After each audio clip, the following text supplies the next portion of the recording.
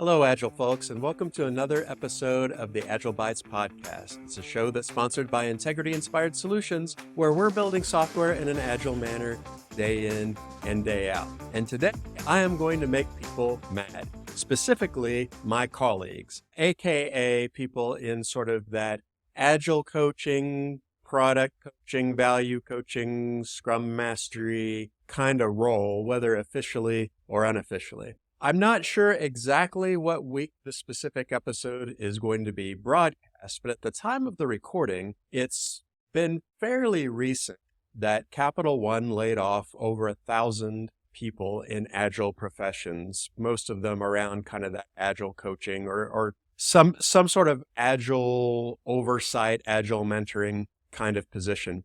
And this is what provoked me to talk about today's topic, which is basically why are agile coaches getting fired? What does it mean to be an agile coach? What is the value proposition? And are we delivering on that value proposition? Now, I want to say at the beginning that I'm going to be taking kind of a self-critical look at my profession. I include myself in that umbrella. I want to be clear that the kinds of things that I talk about, I'm not saying are why Capital One fired 1,100 people. I am not saying that all those people were fired because of the things that I'm going to be talking about. I'm not even sure there's a super direct connection. I mean, whenever you let that many people go that all share kind of a similar job role, it's really more about a systematic change than it is individuals weren't performing or something like that. I'm sure that out of 1,100 people, many of them were just fine or even great. So what I don't want people to do is listen to this episode and think that I'm about to give you a laundry list of how all those people could have avoided being laid off. We don't blame victims when things like this happen. The reason why I reference the Capital One episode is because I think it's a wake-up call. I think when you see something that disruptive happen in our industry and you see other layoffs, I mean, Capital One was well publicized. It was a pretty large number, but this kind of thing is happening in a lot of companies. There are a lot of agile coaches, scrum masters, product coaches, whatever you want to call them, either being let go or not being able to find work or having trouble getting a job. And so I want to talk about that topic for a minute. Why is that? Because I do think there are things that are happening in the agile coaching profession that are contributing to this issue, and I want to talk about it. There is an agile coach named Steve Feeney, and on LinkedIn, our first interaction wasn't great. I think we were probably a lot meaner to each other than we needed to be about something that we disagreed about. But sometimes that happens when professionals have strong views and strong opinions. But he wrote something the other day that really resonated with me. And it was sort of about his own experience as an agile coach. He talked about how he's not even sure that thinking of himself as an agile coach is even the right way to think about himself, because he talked about the kinds of things that he has to do to actually provide value. And I really resonated with much of what he wrote. And there's one thing that he said that I think just really encapsulates one of the key issues with our profession right now. I'm paraphrasing a little bit, but what he said was, when a team is going through a difficult situation, what they don't need is someone to ask them, what do you think the best way is out of this difficult situation? And to me, that just so quickly and concisely captured what I think is the issue in our profession today. I've been at this a long time. I've been an agile coach and agile mentor before there was even really a title for it. Just like everyone else, I've certainly made my mistakes. I certainly went through my phase where I'm basically just telling you how to do Scrum and I don't even understand that very well. Like we all kind of had our own little rite of passage, kind of getting into this job, and I'm not any different. But something that I've come to see in our profession is that we're starting to suffer from an image problem that I think we've created ourselves. And this image problem comes from that dichotomy that Steve summarized so well. When a team is going through a difficult situation, they don't need someone to ask them, what do you think the best way is out of that difficult situation? And of course, by implication, what do they need? Well, they need someone to help them out of the difficult situation, right? But we've come to a point where the Agile coaching profession, by and large, is being defined by people who strongly resist this idea that Agile coaches should actually be actively trying to help teams with their problems. It's something that I really haven't seen in the profession until recent years, but a very, very large amount of people calling themselves Agile coaches who take the strong position that Agile coaches should not be giving advice. They should not be giving teams ideas on what to do. They shouldn't be solving problems for teams, but instead they should be asking powerful questions, or taking powerful stances. They keep using the word powerful, like who are we trying to convince, right? But it's this idea that we should never tell a team what to do. We should never do anything that even smells like we're trying to tell a team what to do, but rather we ask them thought-provoking questions in the hopes that if we ask the right questions and we spend enough effort, the team will just kind of figure it out for themselves. And this is not a minority position, folks. I see this being argued on LinkedIn all the time from Agile coaches saying, hey, if you're a real Agile coach, you need to stop telling teams what you think they ought to do. You need to stop giving them advice. You need to stop solving their problems. That's not what a coach does. Coach asks questions. Coach gets them to figure the problem out themselves. Well, I think that that's a part of coaching. There are certainly situations where asking a team questions to lead them into a profitable thought process is exactly what you need to do. That's exactly a powerful tool Agile coaches should have, but that is not the exhaustive definition of what companies need when they hire somebody like us. They need help, right? They need people to help them. If the teams on their own could figure out the ways out of their efficiency problems and their flow problems and their delivery problems and their prioritization problems and their value determination problems and their market responsiveness problems, if they could just do all this on their own, what do they need you for? I mean, if your whole job is basically to ask them questions, get them to reflect on their own situation, how could I not replace you with a sign in the break room? And even if we were to decide that coaches shouldn't be doing anything besides asking questions and sort of trying to, through the Socratic method, kind of lead people in good directions, even if we decided that's what they should be doing, is anybody going to pay for that? I mean, that's the tricky issue, right? I mean, companies bring people on because they think the value you provide is going to exceed the cost that they pay for you. You're an investment. And is that valuable? If you show up to a company and said, hey, I'm not actually going to give you any advice. I'm not actually going to share with you past experiences from what we've done at other organizations. I'm not going to share with you what things haven't worked for me and what things have worked for me. I'm not going to give you anything that really sounds like I might be advocating a solution, but I am going to ask you a lot of thought-provoking questions. And the hope is that at the end of all that, you folks will come up with good things. I mean, are people going to pay for that? I mean, maybe certain organizations will. Maybe they're big enough and prosperous enough that seems valuable to them. But I will tell you that for a lot of organizations, that's not the case. They are not going to be willing to pay money for someone who will show up and ask questions in the hopes that those questions will cause people to figure things out themselves. Again, I'm not saying you should never do that. I'm not saying that's a bad thing to do. I think it's a great thing to do. I think it's awesome when you can ask teams thought-provoking questions and it helps them to discover good experiments to run, right? Or good solutions to their problem. It's awesome when the team come up with their own answers and their own solutions. My point is that many teams are not in a position where they can just do that.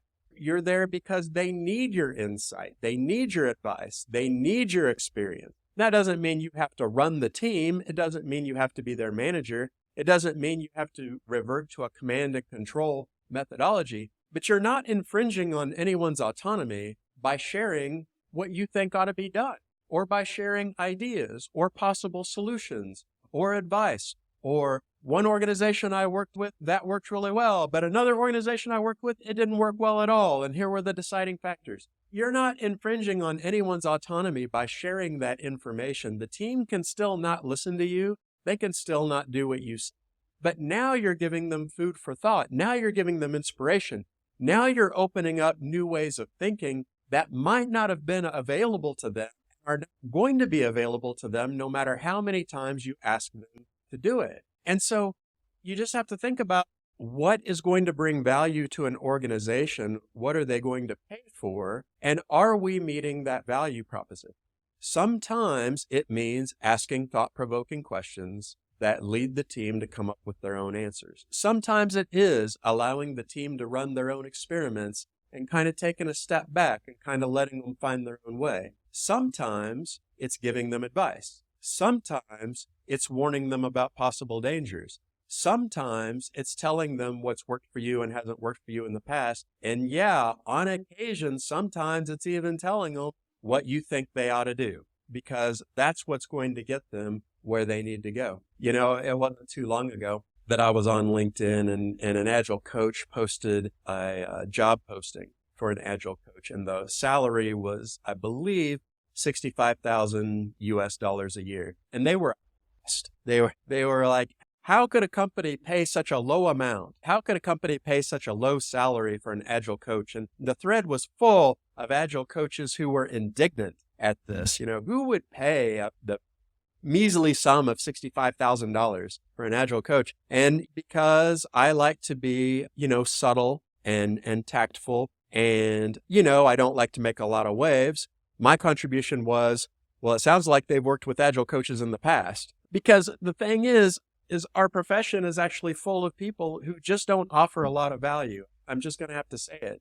Asking thought-provoking questions does have value, but honestly, lots of people could do that. I think we mostly got here because we have people who have entered the field who maybe they've gotten a certification, maybe not, but they're rebranding themselves. They don't want to be in their old profession, and Agile coaching looks good to them, but they don't have experience helping companies get to where they need to go. They haven't, forged their skills in the fires of the battlefield. Maybe they have a certification and that's about it. Maybe they're not even that familiar with software development as product development. They don't really have expertise to bring to a team. Well, when that's where you're coming from, you have a vested interest in redefining the profession. You have a vested interest in the profession being, well, I'm just going to ask questions, right? I'm not really going to offer teams advice. I'm just going to ask them thought-provoking questions in the hopes that they come up with it. Because the thing is, a lot of people may not have advice to give, right? They don't have expertise. They couldn't help that team through that situation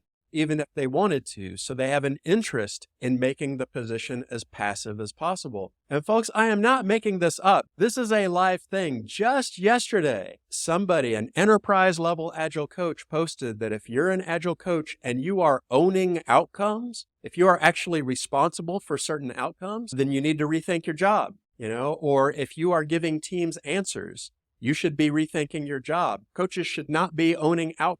Coaches should not be giving answers. Well, what are you doing, right? I mean, if that's the case, you're basically saying, all I'm going to do is ask questions and you guys are going to stand and fall on your own. If you guys succeed, great. If you fail, that's too bad. But I'm just asking questions here, right?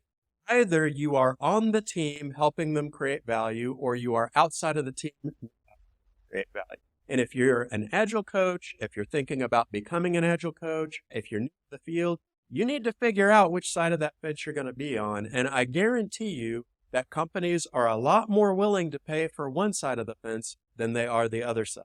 So I'm going to give you my view of what I think Agile coaches should be doing. I think you should absolutely be working with teams with the goal of making them the best possible team and overall the best possible organization that organization has the potential to become. That's what coaches do no matter where you find them, whether they're a basketball coach or a life coach or an Agile coach. The goal is always the same, to take the client and make them the best possible versions of whatever it is they can be in whatever field you're trying to help them with. Now, how do you get there? Well, there's all kinds of tactics that you have to use to asking thought-provoking questions, absolutely one of the tactics. Sometimes do you shut your mouth and sit back and let them come to their own conclusions? 100%. Absolutely. That definitely needs to be part of your coaching experience. But you know what? Every coach has sometimes had to give advice. Every coach has sometimes had to tell people what they think they should be doing. I'm a coach for professional fighters at an MMA gym. And you know what? Sometimes I tell those guys what I think they ought to do. Sometimes I see things that they're doing wrong and I tell them they're doing it wrong. Sometimes that happens. And being an Agile coach is not any different. Again, that doesn't mean you have to be their boss. Doesn't mean you have to subvert their autonomy. But folks, these organizations have brought you in because you know something they don't, because you have experience that they don't have, because they think that you can take them at their current level and raise them to another level. And sometimes that's just not happen by asking people at that lower level, what do you think you ought to do? If they knew what to do, they would be doing it, right? They wouldn't need you at all. They need you to give them that food for thought.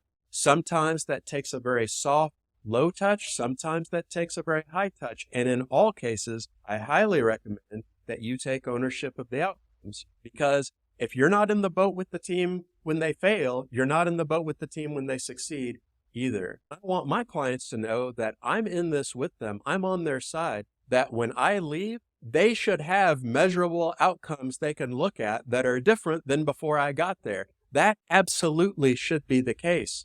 If that isn't the case with you, then you need to spend some time thinking about what you're doing, why you are so averse to any kind of measurable outcomes being attached to your efforts. I even remember one time somebody posting something about how some company, they were an Agile coach, and they said, this company said they should judge me by the team's outcomes. And I don't think so. I don't think I should be judged by whether the team improves or not.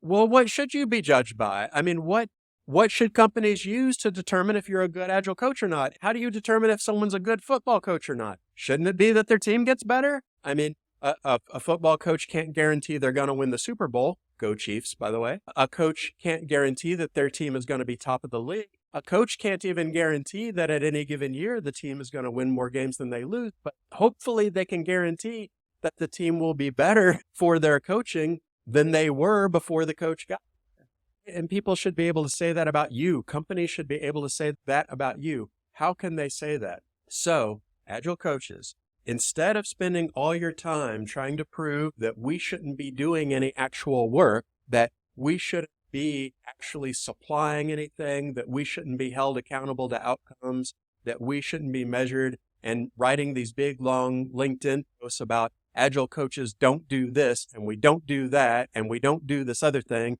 and this expectation isn't good, and this salary isn't good. How about you focus on actually bringing value? And in some organizations, maybe that value is simply asking thought-provoking questions, but I'm going to tell you, in a lot of organizations, you're going to need to bring a lot more to the table than that. You're going to need to bring your experiences, your advice, your expertise, and you're going to need to bring that to help the team get to the next level.